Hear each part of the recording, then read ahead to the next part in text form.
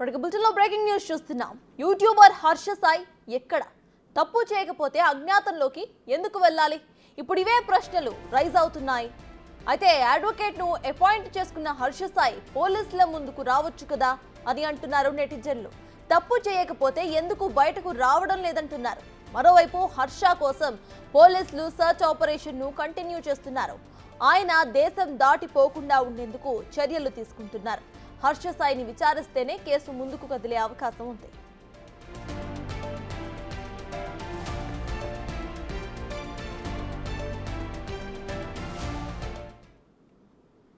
ఇదే అంశంపై పూర్తి డీటెయిల్స్ మా ప్రతినిధి రాణా అందిస్తారు. రాణా, చెప్పండి, ప్రెసెంట్ అక్కడ అప్డేట్స్ ఏంటి? హర్ష సాయి ఇంకా పరారీలోనే ఉన్నట్టు తెలుస్తోంది. ఆయన అడ్వకేట్ బయటకు వచ్చి మాట్లాడారు, బిగ్ టీవీతో కూడా ఆయన మాట్లాడడం జరిగింది. కానీ హర్ష సాయి మాత్రం ఎక్కడా కనిపించడం లేదు. జస్ట్ ఒక ఇన్స్టా పోస్ట్ పెట్టి ఆయన అజ్ఞాతంలోకి వెళ్ళిపోయాడు. దీన్ని ఎలా చూడాలంటారు?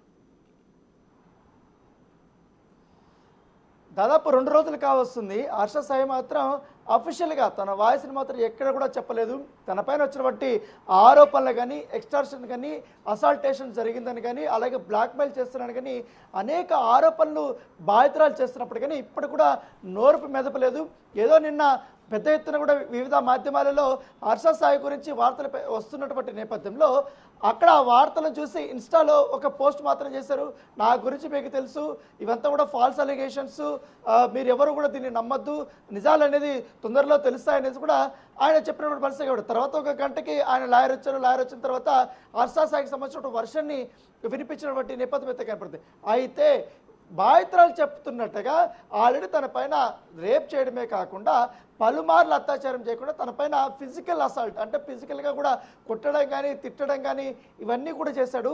దాంతోపాటు 2 కోట్ల రూపాయల వరకు వివిధ ప్లేసెస్లో అతను తీసుకున్నాడు. దానికి సంబంధించిన ట్రాన్సాక్షన్స్ కానీ ఇవన్నీ కూడా నా దగ్గర ఉన్నాయనేసి కూడా బాధితురాలు చెప్తుంది.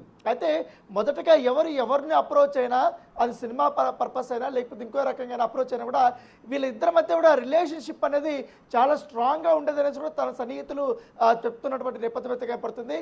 అదే నిన్న ఓ పక్క పోలీసులు కూడా వెతుకులాట స్టార్ట్ అయినప్పుడు ఇటు నిన్న మధ్యాహ్నం అయితే వైజాగ్ కూడా పోలీసులు వెళ్ళారు. తర్వాత విజయవాడలో కూడా ఆ లాయర్ని కూడా అడిగినట్టుగా తెలుస్తుంది.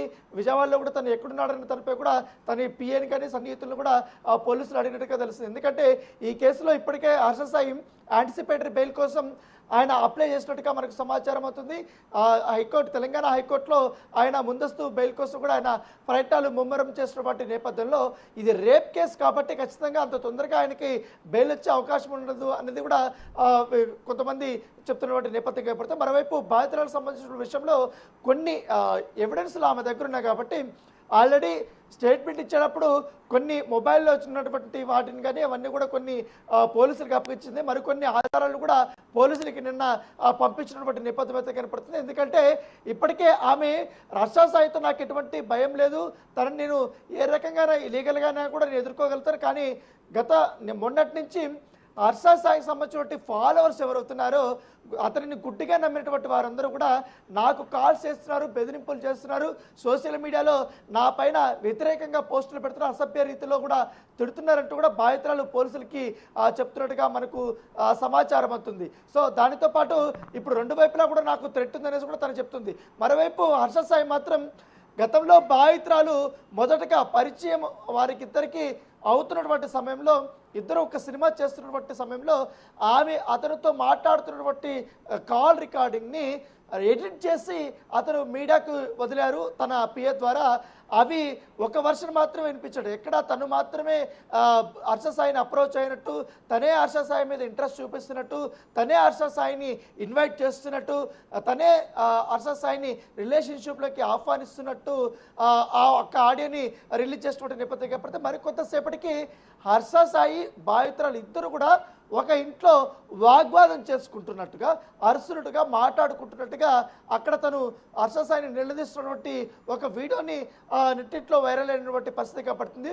సో 2 కూడా చాలా వరకు కాంట్రడిక్షన్స్ ఉన్నాయి. ఏదైనప్పటికీ వీళ్ళిద్దరి మధ్య రేపు అనేది మస్ట్ షూట్కి వీళ్ళిద్దరి మధ్య రిలేషన్షిప్ ఉందనేది కూడా చాలామంది కూడా చెప్తున్న నేపథ్యంలో అది ఎంతవరకు దారి తీసింది, ఏంటనే దానిపై ఎట్లా విడిపోయారు, ఏ విషయంలో వీళ్ళకిద్దరికి గొడవ అయిందనే దానిపై కూడా పోలీసులు విచారణ చేపట్టారు. అయితే ఈ మెగా సినిమా అనేది కొంచెం ట్రైలర్ రిలీజ్ అయిన తర్వాత బాగా పాపులారిటీ వచ్చింది, దానికి మంచి బజ్ కూడా వచ్చింది. అయితే ఈ సినిమాకి సంబంధించిన హక్కులన్నీ కూడా తనకి ఇచ్చారనేసి కూడా తను ఒత్తిడి చేసినట్టుగా బాధితురాలు చెప్తుంది. తను ఇవ్వకపోయేసరికి కూల్ డ్రింక్లో మొత్తం మంది కలిపి నన్ను రేప్ చేసినట్టుగా ఒక స్టేట్మెంట్ ఇచ్చిన నేపథ్యంలో దాని తగ్గట్టుగా పోలీసులు విచారణలు అయితే చేస్తున్నారు. Sartaj. Right, thank you Rana.